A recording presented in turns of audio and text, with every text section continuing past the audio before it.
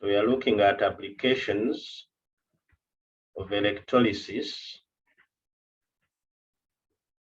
in industry.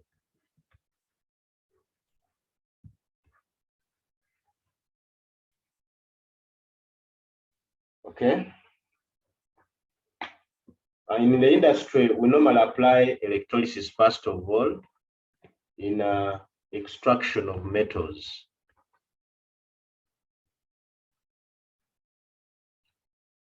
Extraction of metals. And normally the metals that are extracted by electrolysis are those ones that are usually appear first in the electrochemical series. These ones: potassium, calcium, sodium, magnesium, and aluminium. All these 5 metals do not occur as free elements, so they are extracted by electrolysis of their saturated solutions. For example, potassium is usually obtained by electrolysis of potassium hydroxide, which is fused potassium hydroxide. Although we don't look at that in A level, we don't look at that procedure. But that one of sodium, we look at it. Sodium usually extracted from molten sodium chloride, or a saturated solution of sodium chloride, brine. Calcium is usually got from fused calcium chloride, still by electrolysis. Aluminium is usually obtained most commonly from bauxite. And remember that procedure, which is the key one in period 3. So the metals I want you to put emphasis on and understand their procedures of electrolysis so that they get extracted are these 2: sodium from sodium chloride and aluminium from bauxite. So you should know how each of those is extracted by electrolysis. If I'm to make some elaboration about extraction of sodium, which I'm aware you must have looked at in period 3, if not in period 3, then you should have looked at it in electrolysis or in manufacture. The same process is the same as manufacture of chlorine.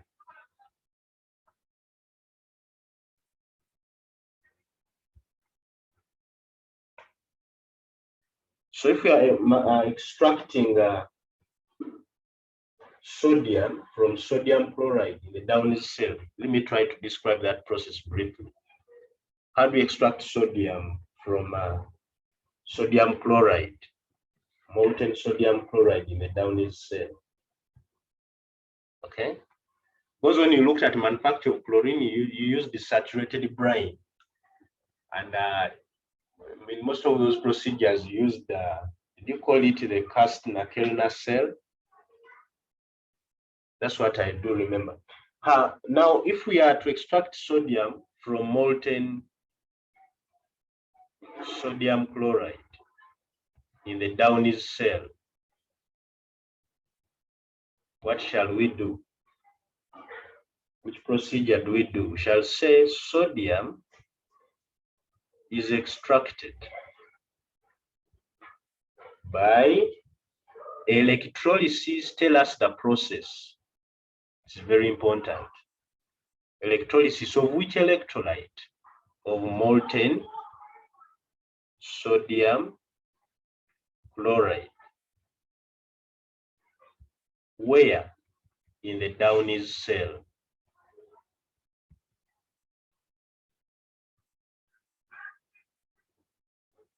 Using which electrodes? Be specific. Using carbon anode and iron cathode. I hope you remember how the Downey's cell looks like and the iron cathode. These 2 electrodes are separated by an iron gauze diaphragm.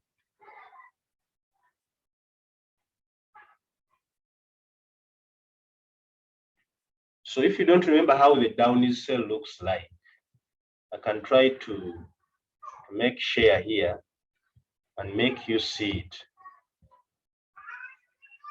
If you want to see the Downey cell, this is how the Downey cell looks like.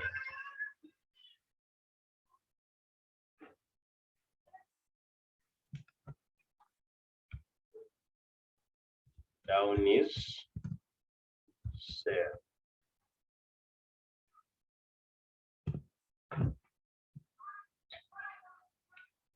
Are you trying to see the images of that cell? Is it new to any of you?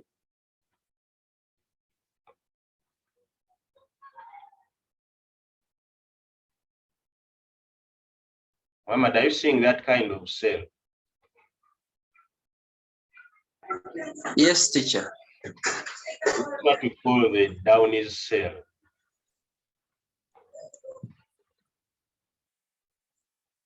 This is the Downey's cell, in case you don't remember it. In this cell, we have this as the carbon anode. And then the cathode is here, which is the iron cathode. We are electrolyzing molten, not saturated brine. That one will be for another cell. But if you are using the Downey's cell, then we use molten sodium chloride. Okay. Now, what you see here, the iron cathode, all of this is the iron cathode here. It continues up to this side, even this one. Now, this what you see here, this one here is the iron gauze diaphragm I've been talking about. The iron gauze diaphragm plays a role of separating the anode from the cathode, such that the products there don't mix. At the cathode, we have sodium being formed. At the anode, we have chlorine being formed. So you don't want the two to mix. That's the purpose of the iron gauze diaphragm. In this diagram, they are calling it an iron screen. So the sodium from the iron cathode gets now collected, as you see outside here, and then the chlorine is taken for other uses.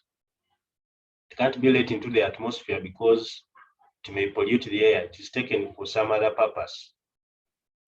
The sodium chloride is allowed in here. The molten sodium chloride is allowed in through that hole. So that is something like a three-dimensional presentation of that kind of diagram. Okay.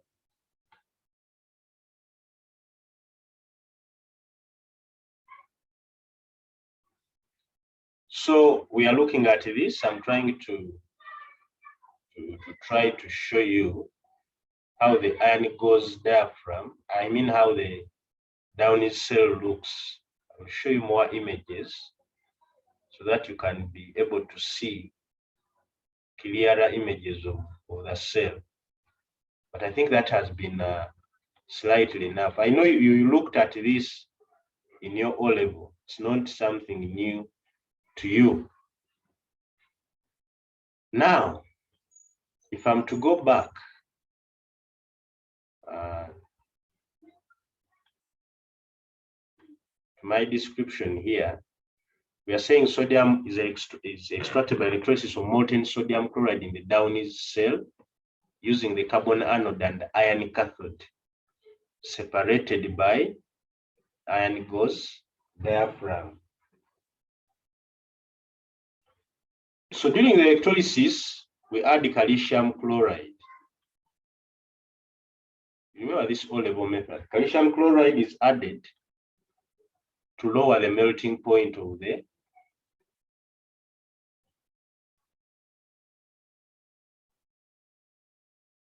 sodium chloride, to lower the melting point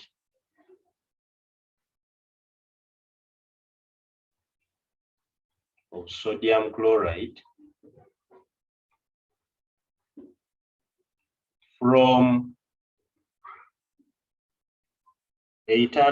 about 800 degrees Celsius to around 600 degrees Celsius. So you tell us the purpose of adding calcium chloride. It is to lower the melting point of sodium chloride. Then you tell us what happens. The sodium chloride is decomposed by electric current. Is decomposed by electric current.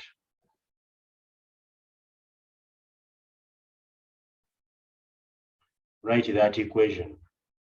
Sodium chloride is molten, so it's a liquid, it's not aqueous. Decomposed by electric current to form liquid ions. So sodium ions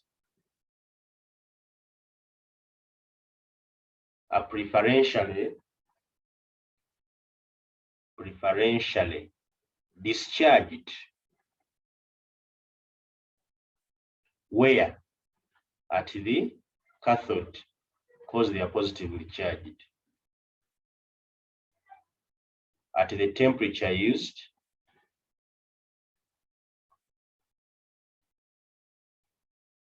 to liberate sodium. You write that equation. The liquid sodium ions plus an electron will give us sodium metal in its liquid form. So the chloride, we have now obtained the sodium that we want, but it does not have also talking about what happens to the chloride ions. The chloride ions migrate to the anode.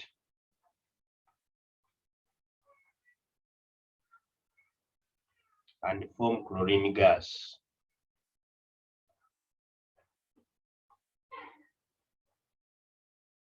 Which escapes from the cell.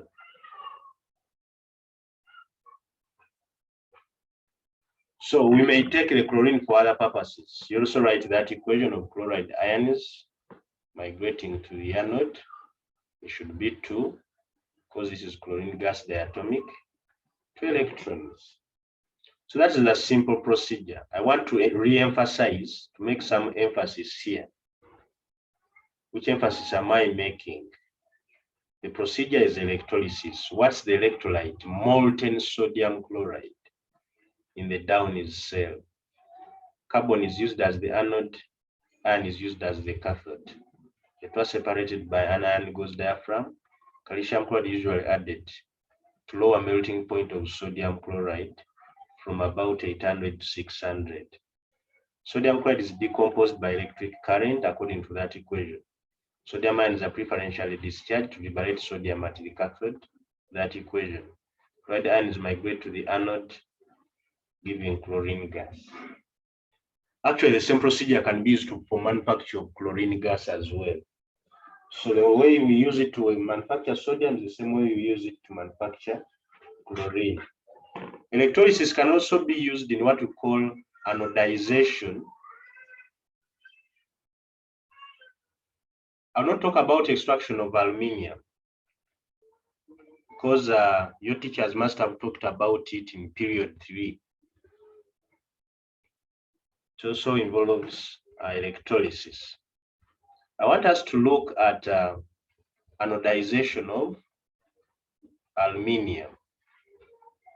When we talk of anodization of aluminium, we mean aluminium being normally coated with a thin coating of aluminium oxide. If this is an aluminium foil, we normally coat it with a layer of aluminium oxide, which is less reactive, and that is to protect it from what we call corrosion, or to make it resistant to chemical attack. So this thickness of the oxide layer can be increased by what we call anodization, such that aluminium is well protected. So that is usually done by electrolyzing dilute sulfuric acid or chromic 6 acid with the aluminium made the anode. This is what we do. We get sulfuric acid as our electrolyte. Dilute sulfuric acid as our electrolyte. Then we make the aluminium that we want to anodize. We make it the anode.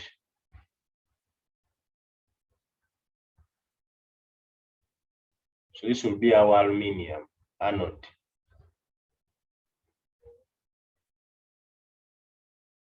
When we electrolyze sulfuric acid, what migrates to the anode?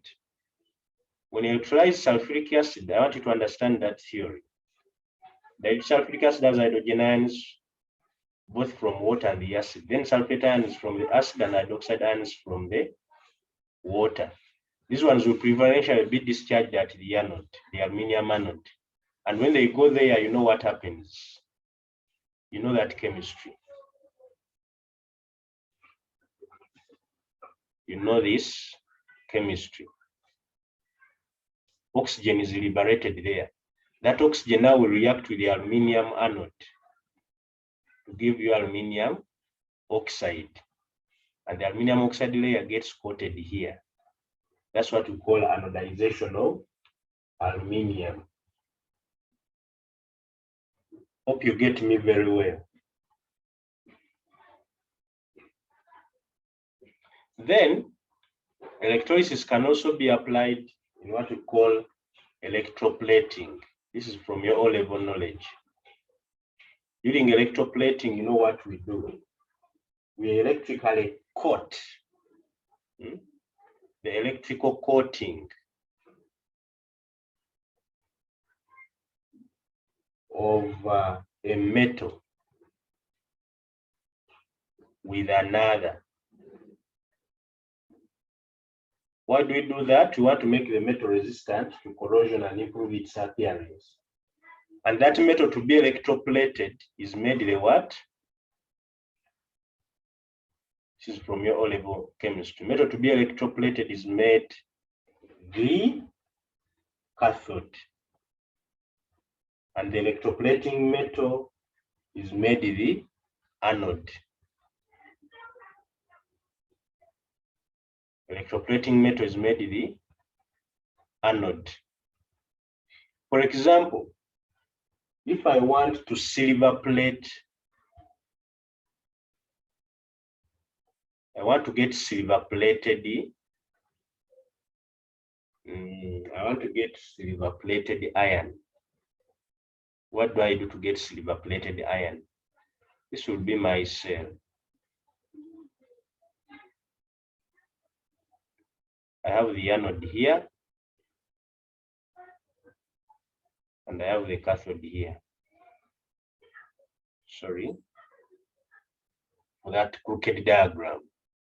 This diagram is not born again, but I think you'll get the concept. So when you have this solution here, the solution should be you are making silver plated iron, and we have just said that the metal to be electroplated is made the cathode. So which metal are we electroplating? The metal we are electroplating is iron. So this should be iron cathode. So what we are electroplating with silver to get silver plated iron that is plated with silver. So this should be silver anode. And the electrolyte here should be silver nitrate solution. Should contain ions of the electroplating metal.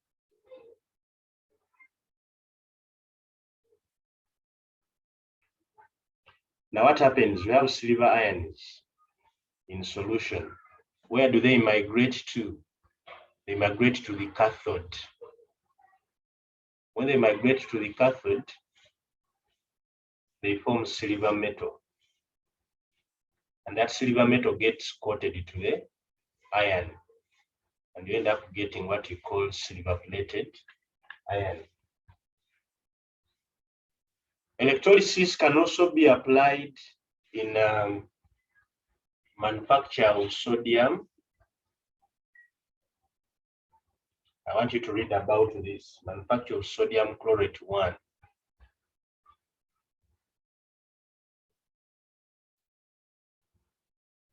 And sodium chlorate 5.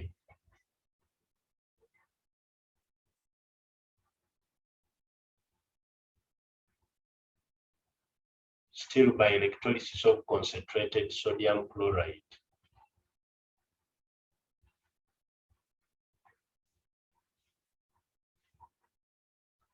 So you read about that in my notes or in my book.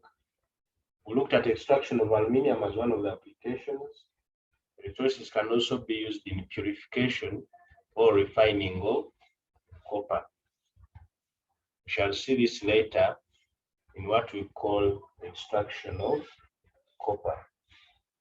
And the details of that are in demystifying in organic chemistry. Still by me, you have to see those details. Now, I would thank you for attending this session. Our next subtopic will be conductivity of solutions of electrolytes, which is also part of electrolysis. This will take us some good time, and we shall have to borrow ideas from other topics.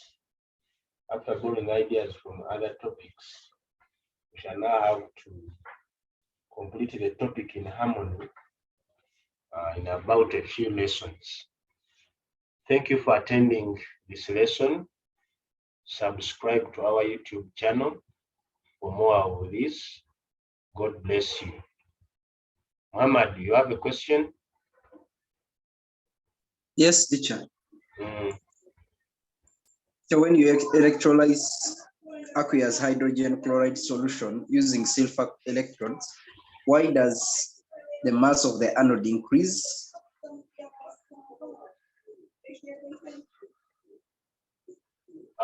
Repeat the question. It says, when aqueous hydrogen chloride solution is electrolyzed using silver electrodes, why does the anode of the mass increase?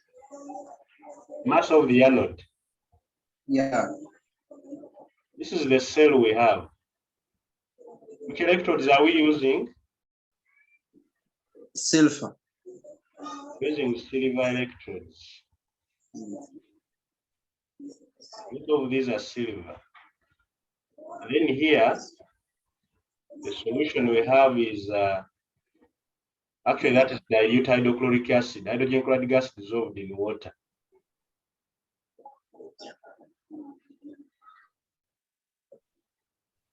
Now, this is having we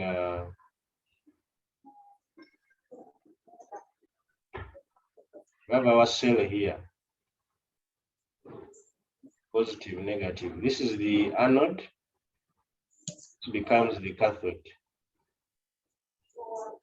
During the process, we have hydrogen ions from hydrochloric acid and chloride ions from hydrochloric acid, hydrogen ions from water, hydroxide ions from still water. So your question is why is the mass of the anode? Why is the mass of the anode increasing, decreasing? Increasing. Why is the mass of the anode increasing? I want you to look at this. These ions migrate to the anode. When they migrate to the anode, the hydroxide ions are preferentially discharged because they are lower in the electrochemical series. When they are preferentially discharged because they are lower in the electrochemical series, oxygen gas will be liberated. This oxygen gas that is being liberated there is now going to react with silver. Did you say the anode cathode? Anode. Yeah, the anode mass increases because the oxygen reacts with silver. That's the reaction I'm seeing there from silver oxide. will it be silver oxide? Will it be silver oxide? Because there's still presence of some water here. So it's likely to be either silver oxide or even silver hydroxide that's being formed.